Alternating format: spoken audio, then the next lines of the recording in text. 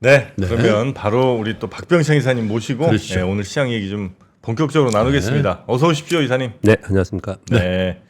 어제 진짜 놀라셨겠다, 그죠? 놀랐습니다. 네, 뭐 증권회사들은 진짜 뭐 우리 투자자들도 당연히 네. 쇼킹이지만 증권회사 계신 분들도 엄청 놀라셨을 것 같아요, 그죠? 다르지 않죠. 오히려 더 충격이 크죠. 특히 고객 관리하시는 분들은 지금 어제 와, 황당하셨겠어요. 멘붕이 심리적으로 뭐 우리는 이제 증권사 직원들 그런 게 있어요. 그러니까 본 증권사 직원들 투자를 하잖아요. 자기가 손실이 나는 부분은 괜찮은데. 자기, 예, 괜찮아요. 왜냐면은 난 이거 들고 갈 거야. 아니면 나는 이 정도에서 뭐 매도할 거야. 뭐 이런 판단을 자기 거잖아요. 근데 이제 고객의 돈을 관리하는 입장에서는 그 심리적인 그 압박이 엄청납니다. 그렇지. 사실은 이게. 그래서 뭐 보통 이렇게 급락을 하면 증권사의 그 지점들은 거의 절간처럼 예. 그런 분위기죠. 예. 자, 어쨌든 미국 시장부터 점검해 보죠. 예. 미국은 뭐 2.6, 3.4, 3% 하락을 했는데요. 우리 거에 비하면 아주 마일드한 거죠. 그럼요. 아침에 3.6% 개파락 시작을 했고요. 장중 저점이 4.25%였고요. 중간에 반등 시도를 했습니다. 그래서 1.79% 정도까지 하락폭을 좀 둔화하다가 다시 매물을 맞았습니다. 이게 중요합니다. 우리 시장이 오늘 반등을 좀 하지 않을까라고 생각을 합니다. 그런데 올라가면은 대기 매물이 있을 수 있어요. 있겠죠. 예, 그래서 바로 올라가지 못해요, 보통은. 그래서 이렇게 하락하는 시장에서는 그 매물을 소화하고 다 나중에 후장에 네. 예, 그럼 천천히 좀 해야 된다. 그 말씀 좀 드리겠습니다. 어제 미국 시장은 좀 그런 흐름을 보였는데요. 장중에 반등을 마이너스 1.79까지 반등을 했다고 말씀드렸는데 장중에 그 ISM 서비스 PMI가 발표됐습니다. 51.4인데 예상이 51.4였고요. 그리고 전달에 48.8이었어요. 이 지금 PMI가 이렇게까지 중요했나요? 사실 PMI는 중간중간에 말씀을 드리지만 그렇게 시장에 크게 영향을 주진 않고 여태까지 왔어요.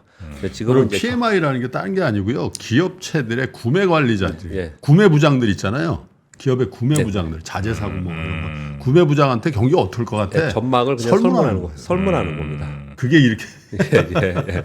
설문하는 거예요. 네. 근데 이제 향후의 경기에 대한 전망을 이걸 가지고 이제 가늠하는 거거든요. 근데 이제 제조업 PMI가 나쁘게 나왔다고 해서 그 경기 침체 얘기하고 또 고용 지표 나쁘게 나왔다고 해서 둔화되었다고 해서 그래서 뭐 경기 침체 얘기가 지금 막 거론이 되고 있는 그런 상황이었잖아요. 네. 근데 어제 미국은 서비스업 PMI 중요하잖아요. 근데 이게 51.4가 나왔어요.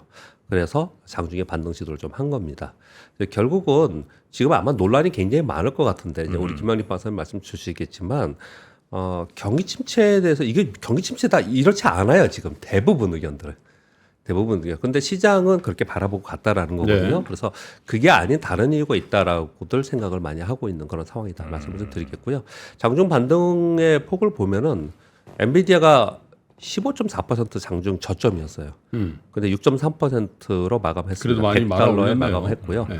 애플도 10.8% 하락이었는데 4.8% 하락으로 마감했고요. 퍼센트 이상. 애플이 예. 이 TSMC가 10.8% 하락이었다가 1.2% 하락으로 마감했어요. 이건 거의 다 회복을 한 거죠.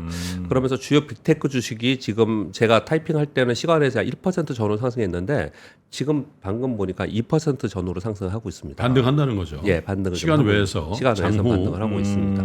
오늘 밤에 뭐 또 다시 미국은 밤이니까 뭐 다른 어떤 악재가 나오지만 않는다면 일단 지금의 흐름은 반등을 시도하는 그런 흐름으로 좀 끝났고요. 네. 어제 특별하게 AMD는 1.7% 올랐습니다. AMD는 올랐어요. 예, 예. 대박이네요. 이건 이제 엔비디아가 이제 문제가 있다. 결합 얘기가 나오면서 AMD가 이제 살짝 반사 이익이죠. 예, 그 정도 뭐 정도 나왔고요. 근데 보시면 2.6%, 3% 이거는 뭐 위기급이 아니고 이렇게 빠진 적이 있었잖아요. 우리 빅테크 빠지면서 나스닥이 한 2.6% 빠지고 이런 걸 제가 지난주, 지난주에 계속 말씀드렸거든요. 예. 그러니까 그 정도 수준이었어요, 미국은. 근데 S&P의 낙폭은 상당히 큰 겁니다, 사실. 예, S&P는 그렇죠. 2022년 9월 이후에 대리 낙폭으로 가장 큰 걸 거예요. 근데 이 폭이 우리가 어제 맞은 것처럼 충격이냐. 네. 아주 충격적인 그런 숫자는 아니라는 거죠. 그래서 뭐 오늘 아침 이제 이런 얘기들 많이 합니다. 미국은 우리 시장, 미국이 우리를 뭐 폭락시켜 놓고 자기네들은 비교적 괜찮았다. 뭐 이런 표현들을 좀 쓰고 있는 그런 좀 상황입니다. 그러니까 미국의 경기 침체 또는 글로벌 경기 침체 외에 아시아 시장에는 다른 이유가 있었던 거죠. 그게 우리 시장을 어저께 급락시킨 요인이라고 좀 생각하고 있습니다. 네. 어제 코스피가 8.7% 빠져서 2,441, 코스닥은 11% 빠져서 691포인트인데요. 코스피는 연간으로 약 8% 하락입니다. 이제 어제 빠진 거예요. 8%. 그러니까 연간이라는 게 올해 1월 1월부터 1일부터 시작해서 8% 빠졌고요. 코스닥은요 20% 마이너스 넣었습니다. 7개월 반 동안 모아놓은 걸 그냥 하루 만에 다 나갑니다. 예, 그렇죠. 하루 만에 다 그냥 어마어마한 하락이었고요. 어제 종목별로 거의 대부분 대형주는 10%, 중소형주는 한 15% 정도. 여러분 다 아시겠지만 그 정도 하락을 했습니다.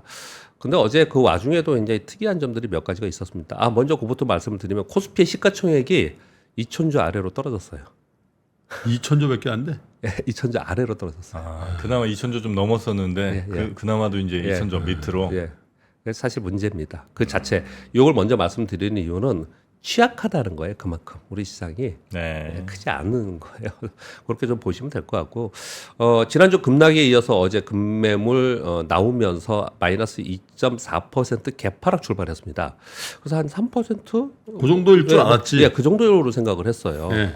근데 외국인들이 집중적으로 선물 매도하고 프로그램 매도가 나오면서 그래서 정오경에 12시 정도에 외국인들이 선물 한 1조 정도 매도를 했어요. 그리고 비차익 프로그램 매도가 6,200억 정도 나왔거든요. 그러면서 이제 곧바로 떨어졌어요. 그런데 어제 외국인들의 매도를 보면 1조 5천억 순 매도거든요. 근데 어제 삼성전자를 1조 2천억 매도했습니다. 10% 빠뜨렸죠. 예, SK 하이닉스가 2,300억 매도해서 이 두 종목이 1조 5천억이에요. 그래서 이제 우리 이제 직원들하고도 그런 얘기들을 해요. 나머지 막 15%씩 10% 빠진 애들은 뭐야? 누가 판 거야? 뭐 이런 얘기들을 좀 하는데 그런 것들은 거의 대부분 우리 시장이 지금 취약성을 그대로 보여준 거죠. 이렇게 어려울 때마다 매수가 없는 거예요. 매수가 없이 그냥 조금만 매도가 나와도 곧바로 떨어지는 그런 모습을 나타내고 있고. 삼성전자 개인들이 많이 샀다고 그러지 않았어요? 아닌가? 뭐 그런 뉴스가 좀 있었던 것 같긴 그렇죠. 한데. 예. 그런데 이제 삼성전자나 SK하이닉스나 현대차나 이런 거는 개인들의 힘으로 올라가지는 않아요. 이건 이제 패시브 자금들이 들어오면서 움직이기 때문에 개인들의 힘으로 이제 뭐 오르고 어제는 개인들이 다 받은 거죠. 예, 그냥 받은 거죠. 그걸. 예. 그리고 어제 또 하나의 특징은 개별 종목들은 기관들이 매도를 좀 많이 한 편이고요. 그리고 연기금은 어제 2,358억 순매수했습니다. 그 잘한 거죠. 예, 제가 보기에는 연기금의 입장에서는 이럴 때 사는 거는 장기 투자를 하는 거니까 당연히 뭐 아마 근데 제가 보기에는 체리피킹의 개념으로 뭐 올라온 판을려고 할 수도 있습니다. 그렇지만 아무튼 어제 같은 경우에는 연기금을 좀 매수를 해줬다라는 거고 그리고 어제 뭐 여러분 다 아시겠지만 사이드카가 중간에 발동이 됐고요. 그 이후에 또 멈췄다가 일본 니케이 토토파이브가 12% 하락을 했죠. 대만이 8% 이상 하락을 하고 얘들이 막 빠지니까 그 이후에 심리적으로 완전히 그냥 무너졌습니다. 패닉이 생긴 거예요. 이 전까지는 그러지 않았어요. 우리나라는 약간 이런 게 있어. 일본이 12% 빠지면 우린 더 빠진다라는 그 잠재의식이 있거든. 우린 빠질 때 더 빠지고 오를 때 더 오르는 막 이런. 일본은 큰 변동성 있는 시장이 아니었거든. 이거 난리 났나 보다 그렇게 생각한 거지. 그렇죠. 무슨 일 있나? 외국인들이 하여튼 많이 판 거잖아요. 예. 외국인들은 그렇게 많이 우리 시장을 팔 이유는 뭐예요? 아니 외국인들은 우리 시장만 아니고 전 세계 시장을 지금 팔겠죠. 위험 관리 지금 하는 거니까 상황 속. 전 세계에서 파는데 우리를 더 유독 많이 판 거예요? 우리가 전 세계 아니죠. 아니 조금 팔아도 우리는 충격을 많이 받는 거죠. 툭 던져도 훅 빠진다. 워낙 시장이 작아서. 예. 미국 시장 막 던져도 이렇게 되는데 우리 툭 치면 훅. 코스닥은 툭 치면 훅. 근데 조금 그럼 사면 툭 올라야 될 거 아니에요? 그건 왜 안 올라? 그때는 뭐 매도가 또 뭐 있잖아요. 기관도 있고. 시장이 그렇게 작아서 툭 치면 푹 떨어질 근데 이런 것 거죠. 같으면. 그런 것도 매수는 정프로님 매수는 이게 그 주식의 기본 아주 핵심 포인트예요. 지금 말씀 주시는 게 주가는 매수자와 매도자가 있는데 힘겨루기를 하면서 주가가 오르내리잖아요. 근데 보수성 매수, 보수성 매도라는 게 있어요. 그래서 저가 매수를 하면서 분할 매수를 계속하는 종목들이 있죠. 외국인들이 계속 사도 주가는 안 올라요. 싸게 사려고 하는 거죠, 그거는. 싸게. 매수는 통상적으로 가격을 막 올리면서 국내 기관이나 개인들처럼 그렇게 하지 않아요. 매수는 그렇게 하지 않은데 매도는 지금 긴박한 상황이잖아요. 한순간에 팍팍팍 파는 밑으로 거구나. 그냥 던지는 어제 거예요. 저 퇴근길 라이브 오프닝 때 얘기했잖아요. 상승은 쌓아가는 거고 네. 하락은 무너지는 거라니까. 상승할 때는 조금씩 하면서 이렇게 올라가는 거고 하락은 훅. 그렇죠. 이런 상황에서 분할 매도를 한다 이렇게 하지 않겠죠. 아. 이제 그러니까 이런 일이 벌어진 겁니다. 그 질문에 답변을 드렸고요. 네. 네. 그러면서 니케이와 뭐 일본과 대만이 또 급락을 하면서 그걸 보고서 더 하락을 했습니다. 오후에 들어서. 그래서 서킷 브레이커가 발동이 됐습니다. 그래서 3시 그 또 하나의 특징 말씀드릴게요. 요 밑에 써놨는데요. 외국인들이 정호경의 선물을 1조 정도 매도하고 비차익 매도 6,200원 매도였는데 종가에 보니까 오후 3시 이후에 소폭 반등했죠. 한 10% 마이너스에서 마이너스 한 8.7로 반등을 약간 한 거잖아요. 진짜 네. 조금. 근데 외국인들이 선물을 제가 이걸 어저께 끝나자마자 적어서 그랬는데 종가의 선물을 끝나고 나서 보니까 약 9천억 정도 순매수했습니다. 1조 팔았다가 종가에는 9천억 순매수로 끝났어요. 그리고 비차익 매도는 약 4천억 정도로 줄었습니다. 그 2천억을 산 거예요. 이 얘기는 산 겁니다. 그러니까 시장을 폭락시키는 주범이기도 하지만 또 밑에서 받았어요. 오후에는. 그래서 어제 시간의 종목들을 보면은 대형주들은 시간에서는 어제 플러스. 저에게는 선물 플러스 3,200억이 순 매수가 됐고 그 대신 그 반대 포지션에서 현물 삼성전자 하이닉스를 뒷답했다는 얘기죠. 그렇죠. 네. 네. 그리고 비차익 매도도 4천억이 나왔고. 예, 해지 차원에서도 그렇게 했을 수도 있고 지금 김부로님 말씀 중에 했을 수도 있고요. 이 선물 우리 이번 주에 옵션 만기일인데요. 제 선물 거래를 그동안에 정프로님께 몇 번 설명을 좀 드렸어요. 외국인들이 선물 우리나라 시장에서 선물을 포지션을 일정 부분 이상으로 한 방향으로 계속 가져가지 않습니다. 기억나시죠? 그래서 우리 7월 초에 선물을 굉장히 많이 샀어요. 네. 이걸 청산하고 있다고 제가 설명을 드렸어요. 예. 지난 2주 동안. 네. 청산하고 있다가 순매도로 전환이 됐었거든요. 그렇죠. 순매도로 전환이 된 상태에서 만 몇천 계약이 있었는데 어제 오전까지 만 계약을 더했으니까 2만 몇천 계약이 매도로 바뀌었잖아요. 그러면 또 거기서 계속 매도해나 그러지 않고 일정 부분이 되면 또 줄이는 거예요. 그래서 어제 그런 일들이 벌어졌다라는 거예요. 그래서 외국인들이 일방향으로 선물을 공격한 선물 시장에서 하락으로 매도로 공격을 하다가 네. 장 막판 들어서 3시 넘어서 이것도 딱 3시 넘어서예요. 진짜 잠깐이에요. 잠깐 사이에 다시 이 차익 실현을 하면서 걷어들이는 그런 특징을 좀 보여서 어제 시간에서는 종목별로는 약간씩 반등을 하는 그런 특징을 좀 보였습니다. 그냥 어제 상황만 말씀을 좀 드렸고요.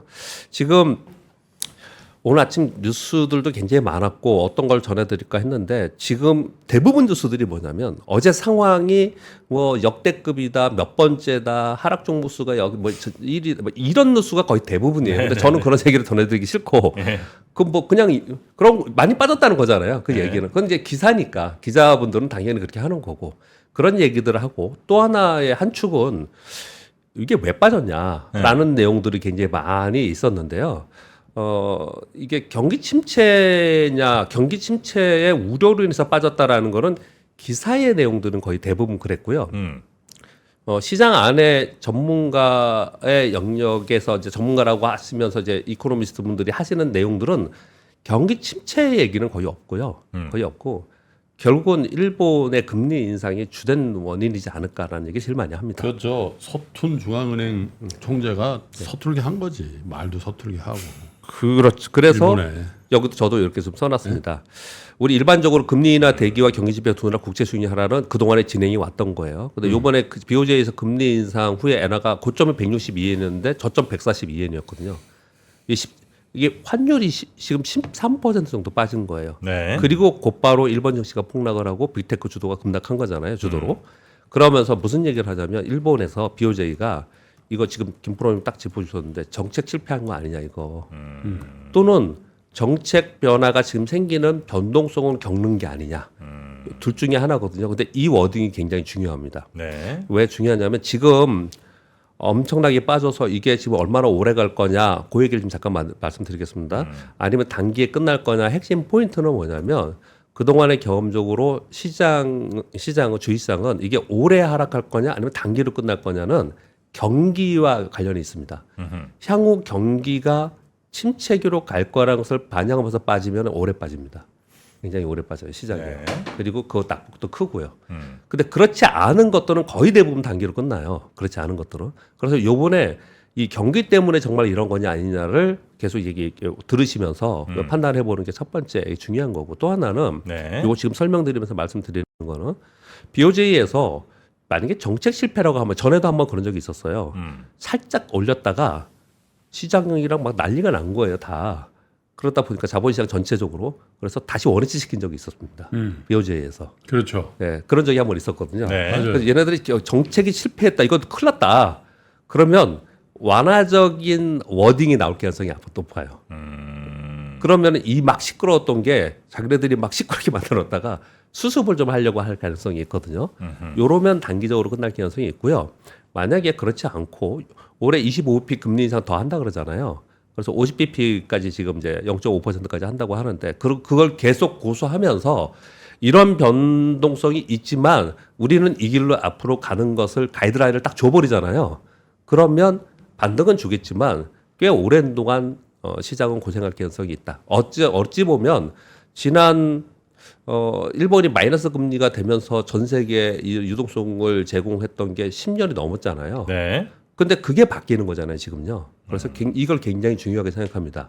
이게 일본 BOJ에서 어떤 워딩이 나올까, 요거에 지금 달려있다. 이렇게들 얘기를 많이 하고 있는 그런 상황입니다. 근데 일본이 조금 올리더라도 예. 일본만한 저금리, 그러니까 일본만한 비용으로 돈 끌어서 어디 투자할 수 있는 데가 없는 거 아니에요? 무슨 말씀이신지 이해되는데요. 네. 뭐 다른 데는 미국은 5%고 얘는 올려봤자 0.5%고 네. 아 그래도 금리 차가 이렇게 큰데 네. 여전히 뭐 이걸 해야 되지 않냐. 그러니까 네. 엔캐리 자금이 다 청산돼서 나오고 이러는 게 아니죠. 그중에 그런 일부. 게 그중에 일부 리밸런성이 있을 수 있고 또 한 가지는 요번에 항상 자본시장이 이런 텐트럼이 일으키는 거는 헤지펀드 때문에 그러는 거예요. 헤지펀드들이 어떻든 롱숏을 했을 거 아니에요. 네. 그러면 그들은 한쪽에서 지금 여태까지는 양방으로 이익을 보다가 이제는 이게 바뀌면서 양방으로 손실을 보는 거잖아요. 엔에서도 손해보고 미국 주식에도 손해보고 그러면 빨리 청산을 해야죠. 그런 데들은. 원래는 이게 마이너스 금리였거든. 일본이. 미국 5% 이거 맞아요. 마이너스. 근데 이제 0.2 올린 데다가 예. 총재란 사람이 0.5까지도 더 올릴 수 올린다고. 있습니다. 예, 그게 더 되게 추가로. 중요한 거예요. 요번에. 그러면 이제 이게 일본 금리 보면 아무것도 아니죠. 근데 요 격차가 요건 맞아요. 내려오면서 이게 예. 올려치는 거거든. 예, 예. 근데 이게 그냥 이 금리만 보면 아직도 안전 마진이 많이 남아 있는데 요 정도 갭은 환율의 변화로 확 역전당할 수가 그쵸. 있거든. 예, 그러니까 위험하다니까 그냥 뭐 아까도 양빵 먹었으니까 그냥 맞습니다. 청산. 그러니까 다분히 이번에는 그 영향이 훨씬 크지 않았냐라는 네, 거예요. 네. 어제도 그런 말씀을 드렸고 뭐 지난주에도 계속 그 말씀 드리는데 이번에 상황을 보면은 일본이 제일 많이 빠지는 거 보면은 딱 시장이 가르쳐주고 있잖아요. 주범이죠. 네, 맞아요. 일본이 BOJ에서 금리 인상한 것으로 인한 자본시장의 수급의 변화가 이렇게 만든 거라고 보여져요. 경기 부분보다는. 근데 경기 얘기는 이제 차차 해야겠죠. 이제 어느 날 갑자기 경기가 뭐 연착륙이 경착륙되고 이런 것들은 아니잖아요. 그러니까 지금 현재 상황은 그런 요인이 훨씬 더 크지 않겠냐 이런 얘기를 지금 하고 있는 그런 상황입니다. 그런 가운데 뭐 중동 위기 고조도 있고 그런데 아무튼 지금 네. 봐야 되는 게 중요한 거는 BOJ 워딩이 되게 중요한 그런 상황이 좀 됐다 이렇게 말씀을 드리겠고요. 우리 시장은 뭐 패닉 심리였습니다. 근데 뭐 제가 근본적인 수급 불균형의 문제라고 말씀을 좀 드렸는데 당연히 우리 시장은 1년 내내 어떻게 했습니까? 지금까지 7월까지 외국인만 사고 기관 외국인들은 기관하고 개인은 계속 팔았잖아요. 근데 외국인만 샀는데 외국인들이 사던 외국인들이 팔았어요. 누군가 다른 사줘야 될 거 아닙니까? 그렇죠. 근데 그렇게 강하게 매수하는 사람들은 그렇게 강하지 않는 거죠. 특히 어제 같은 경우에는 저도 요럴 때는 이제 전화해서 물어보는 친구들이 있어요. 굉장히 뭐랄까요, 감이 있는 친구들. 그런 친구들한테 이렇게 전화를 했더니 네. 사고는 싶은데 손이 안 나간다. 어제 그러더라고요. 아. 근데 분명히 오늘 빠지면 살 거야. 머리로는 이 정도면 사도 된다는 생각이 드는데 예. 막상 손이 예. 어제 심리였습니다. 그게. 그래서 어떻게 할 거냐 그랬더니 오늘 빠지면 오늘은 산다 이런 얘기를 하더라고요. 근데 예전에는 네. 팬데믹 때나 어떤 이렇게 급격하게 빠질 때 전화하면은 사야지 했던 친구들이었어요. 네. 근데 요번에 좀 그렇게 한 발 더 물러서 있는 거 보니까 야 요번에는 굉장히 이 심리적으로 충격이 크구나. 라는 생각이 많이 드는 어저께 하루였습니다. 그리고 말씀드린 바와 같이 일단 오늘 시황만 전해드려야 되니까 어제 외국인들이 선물을 대량 매도하다가 순매수로 전환했다는 점, 그리고 MSCI 한국 ETF가 있습니다, 미국에. 네. 이게 장중에 마이너스 8.1%까지 빠졌었는데 5.3%로 마감했거든요. 그럼 어제 우리가 얼마 빠졌어요? 8.7% 빠졌잖아요. 그만큼 장중에 이거 반영하거든요, 거기서. 예. 반영하다가 5.3% 빠졌으니까 만약에 요거랑 그대로 본다면 한 3% 올라있죠. 맞죠? 이게 아침에 그대로 반영한다면. 한 2.8%는 갭 상승해야 되네. 예, 그렇게 그 정도는 해줘야지 맞는데 아까 좀 말씀드린 바와 같이 아마도 반등 시도를 하면 위로 올라가면 예. 어제 못 판 사람들이거나 아니면 그런 사람들이 팔 가능성이 좀 있어요. 그러니까 빨리 서두르지는 좀 않았으면 좋겠다. 만약에 사려는 사람도. 빨리 서들지 않으면 누가. 왜냐면 오늘도 막 그러면 이제 반등 하나보다 그러고 살려는 사람도 있거든요. 아. 빠지면 빠지는 대로 팔고 오르면 오르는 대로 살려는 사람들이 있는데 이렇게 한번 큰 변동성을 겪으면 이게 시간이 좀 걸립니다. 제일 걱정스러운 건 뭐냐면요. 그냥 오늘 뉴스는 그렇게 많지 않습니다. 제가 시장을 보면서 걱정스러운 건 어제 한 마이너스 5%, 6% 뭐 양보해서 7%, 8% 이렇게 빠졌다 하더라도 네. 크게 걱정은 안 했을 거예요. 왜 그러냐면요. 아까 종목별로 얘기하는 겁니다. 만약에 그 정도 빠지면 시장이 반등을 줄 때 주도 종목은 굉장히 빠르게 반등을 하고요. 그리고 뭐 좀 며칠 사이에 반등을 할 수 있는 정도의 하락폭이라는 거예요. 네. 근데 어제 하락폭은 이거는 반등하기가 거기까지 원위치 하기가 굉장히 힘든 하락폭이에요. 어제 하락폭은. 네. 음봉이 너무 커서. 예, 업목이 너무 크고 이런 거잖아요. 내가 10,000원짜리가 있는데 그게 어제 9,500원 끝났어. 뭐 9,200원 끝났어. 그러면 그래 뭐 좀 정상화 되면은 다시 10,000원 근처 가겠지. 이런 생각을 하잖아요. 근데 9,000원짜리가 그냥 극단적으로 말씀드리는 겁니다. 20% 10,000원짜리가 20% 30% 빠져가지고 뭐 7,500원 됐다. 이러면 다시 이거 10,000원 갈 수 있을까? 이런 생각을 하게 되잖아요. 그래서 이 낙폭도 굉장히 중요해서 어제 돌렸어야 돼요, 우리 시장이. 근데 돌리지 못해서 상당 부분 수급적인 요인이나 아니면 심리적인 요인에서 우리 시장이 이 하단에서 굉장히 고생할 가능성이 좀 있지 않나.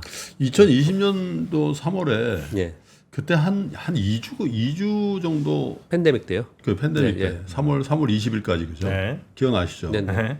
그때 아주 지옥 같은 한 예. 2주를 보낸 것 같은데 예.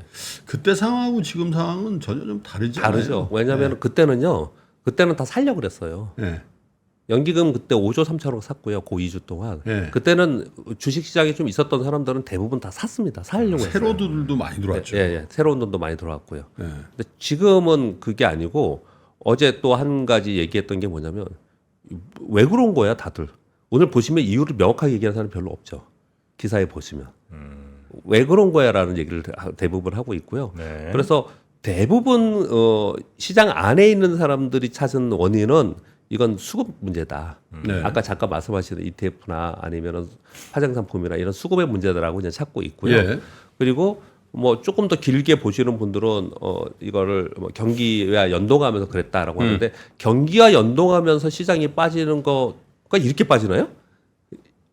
저는 제가 30년 동안 있으면서 이런 거는 경기 연동하면서 이렇게 빠지는 건 아닌 것 같거든요. 네. 이거는 수급적 왜곡 현상이 분명히 있었다라고 생각이 듭니다. 네.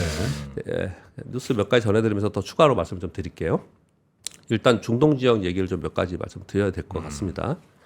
미국 국무장관이 G7의 이제 외교장관들과 통화를 하면서 이란과 헤즈볼라가 24시간 이내에 이스라엘 공격할 수 있다고 이제 전달하고 그리고 보복을 최소화하고 전면적으로 번지는 것을 방지하기 위해서 전략적으로 논의를 했다. 이런 기사가 하나 나왔고요. 그런 가운데 로이터발 기사 하나는 후티 반군의 해상 항로를 공격을 우리가 했다라는 주장을 좀 하고 있습니다. 네. 그래서 선주들이 홍해와 수에즈 운하를 피해서 아프리카 남단을 우회해야 되잖아요. 그럼 어쩔 수 없이 세계 무역 중단 사태, 이런 무역이 차질이 있지 않겠냐 이런 뉴스가 하나 있었고 맨 밑에는 이 뭐 사실 확인을 좀 해야 될 것 같고 그래서 제가 아예 이 원문을 그냥 캡처 떠왔습니다. 이게 블룸버그에서 나온 원문인데요. 이란 세즈잖아요. 이스라엘에 보복을 하겠으나 전면적으로 원치 않는다. 뭐 이런 얘기들까지 전혀 상반된 얘기도 하고 있어요. 예, 막 이런 얘기도 막 나오고 전쟁한다라고 있어요. 얘기도 하고 있고. 예, 그런 얘기들이 지금 나오고 있는 예. 상황입니다. 그래서 이거는 불확실성이에요. 그러니까. 이건 우리가 불확실성은 대처하지 못합니다. 근데 이 세 가지 다 보면 예. 전혀 새로운 뉴스는 아니에요. 네, 전쟁하고 있는 중이거든 지금. 네, 네. 서로 전면전 했잖아요. 네, 왔다 네, 갔다. 네. 전면전은 아니지만 서로. 네, 네. 그다음에 교전했죠. 예. 후티 반군 얘기는 꽤 오래된 얘기고. 네, 네, 맞습니다. 전면전 원치 않는다라는 예, 얘기는 예, 뭐 예. 그건 그게 사실 맞습니다. 불확실성이지만 예. 새로 나온 불확실성은 아니다라는 거죠. 그렇죠. 저게. 네. 그렇잖아요. 근데 제가 이걸 전해드릴 이유는 지금의 악재가 뭐고 언제 반등할 거냐가 전부 다 지금 관심이잖아요, 네. 우리가. 네. 그걸 관심이잖아요. 근데 가장 큰 이 흐름은 경기잖아요, 경기. 근데 이제 더 기분이 안 좋은 거는 저런 긴장감이면 유가 올라야 되거든. 예. 유가 안 올라. 빠져버린단 말이야. 예, 예, 유가 빠지는 거. 그러니까 예, 예. 그거는 사실 예, 예. 시장 참여자들이 경기 침체나 경기 후퇴에 대한 예. 강한 예. 어떤 심리적인 압박을 갖고 있다는 얘기죠. 그렇죠. 유가 플레이어들이 저거 샀어야 되거든. 맞죠. 그러면. 유가 플레이들은 그렇죠. 안 사잖아. 예, 예. 예. 네. 그러니까 이제 그 흐름이 한 줄기가 있는 거고 그 와중에 여러 가지들이 있는데 예를 들어서 지금 말씀드린 것처럼 BOJ의 행보나 아니면 연준의 행보나 뭐 아니면 이 우리 경기의 수치들이나 이런 것들은 이제 차차 우리가 보면 되잖아요. 네. 그런데 지금 말씀드리는 요게 한 가지가 더 붙여져 있는데 불확실성이 있다라는 걸 설명을 드리기 위해서 이제 가져온 거고요. 요건 지금 ISM 서비스업 지표 요거 아까 말씀드린 51.4 나온 거 요거 좀 말씀드렸고 50 넘은 건 경기 확장 경기에 대해서 낙관하는 50을 겁니다. 기준으로 하는 겁니다. 50 넘으면 좋은 거예요. 네.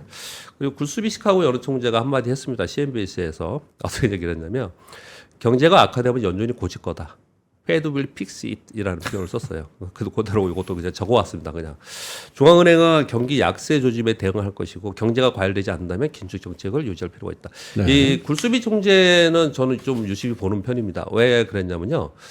지난 1년하고 2년 사이에 굴수비 총재가 가장 좀 맞추는 편이었고 좀 약간 또 시장 친화적이었어요. 그렇죠. 비둘기파죠. 예, 시장 친화적이었어요. 좀 친절해요.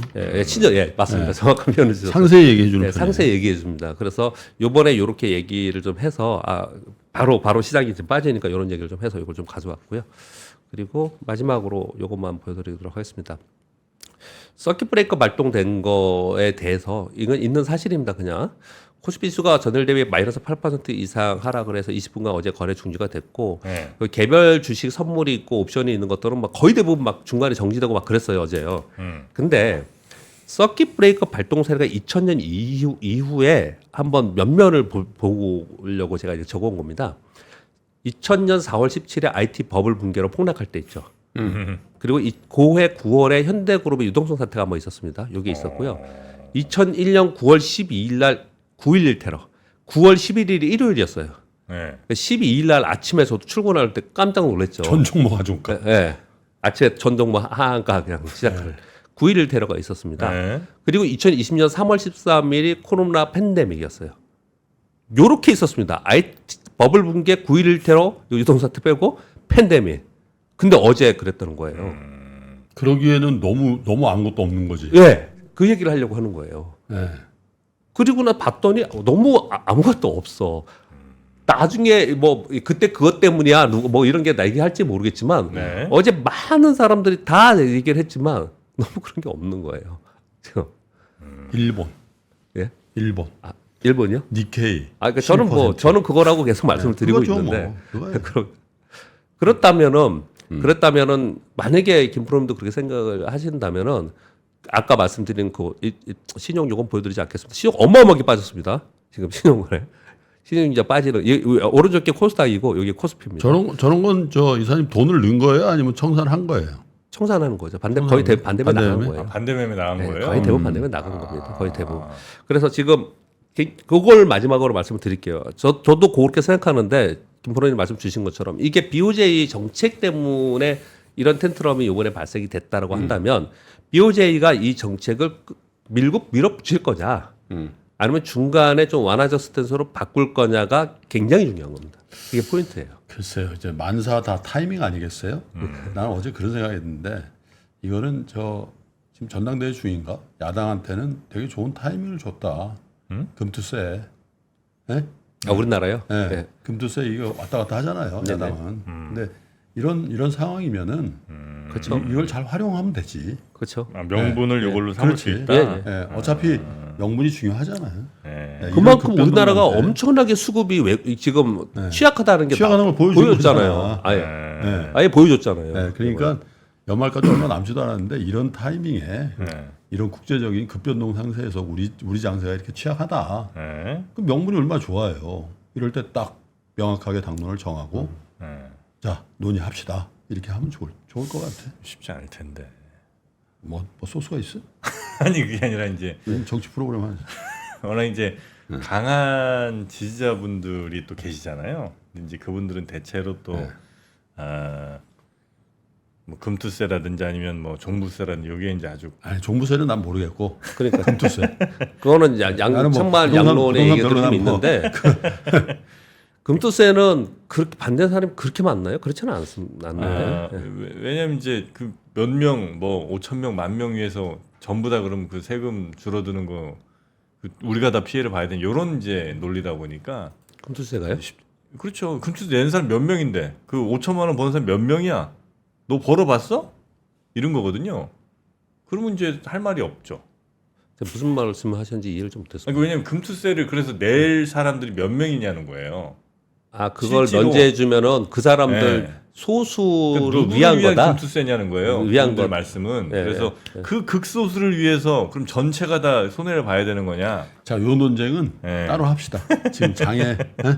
네. 알겠습니다. 그래 자, 여튼 찬스를 잘 살리란 얘기지. 뭐. 네, 그랬으면 좋겠는데. 자, 우리 박병창 이사님은 여기서 그러면 보내드리고요. 저희가 김영익 박사님 그러시죠. 바로 또 위기 상황이니까 또 모십니다. 자, 우리 이사님 고생 많으셨고요. 내일 또 잘 부탁드립니다. 네, 감사합니다. 고맙습니다. 박근영, 이선영, 서경인, 염승환 투자 마스터들의 세심한 케어로 건강한 투자 습관을 만드세요. 3프로 멤버십 3프로 앱에서 확인하세요.